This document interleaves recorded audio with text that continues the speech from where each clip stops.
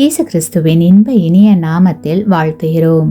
இன்றைய வேத வசனம், பூமி அதிர்ச்சிக்கு பின் அக்கினி உண்டாயிற்று, அக்கினியிலும் கர்த்தர் இருக்கவில்லை, அக்கினிக்கு பின் அமர்ந்த மெல்லிய சத்தம் உண்டாயிற்று.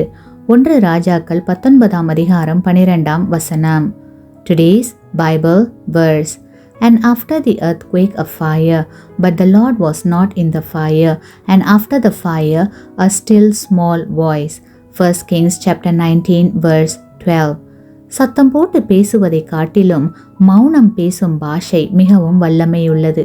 நம்முடைய இருதயம் துக்கத்தால் தொய்ந்து இருக்கும் நேரத்தில் நம்மை நன்றாக புரிந்து கொண்டவர்கள் நம்முடைய அருகில் வரும்போது எவ்வளவு சந்தோஷம் அடைவோம். அது மட்டுமல்ல, அவர்கள் நம் அருகில் வந்து மெல்லிய குரலில் ஆறுதலாக பேசுவார்கள். பிரியமானவர்களே, தேவனுடைய அன்பும் அப்படித்தான். நாம் துக்கத்தால் நொந்து போயிருக்கும் வேளையில் தேவன் நம்மிடத்தில் மெல்லிய சத்தத்தில் பேசுவார்.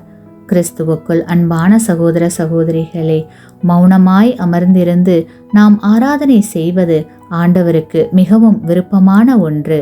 ஆம், அப்படி அமைதியாய் இருக்கும் போது தேவனுடைய மெல்லிய சத்தத்தை கேட்கும் வாய்ப்பு நமக்கு கிடைக்கிறது.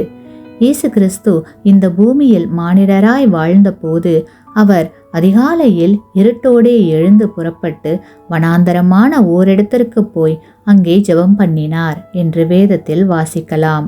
அன்பானவர்களே, தினமும் அதிகாலையில் சற்று நேரம் அமைதியாக அமர்ந்திருந்து தேவனுடைய அதிசய கிரியைகளை தியானிக்கும் பழக்கம் இதுவரை இல்லாவிட்டால் இன்றே ஆரம்பித்து தேவ ஆசீர்வாதத்தை பெற்றுக்கொள்ளுங்கள்.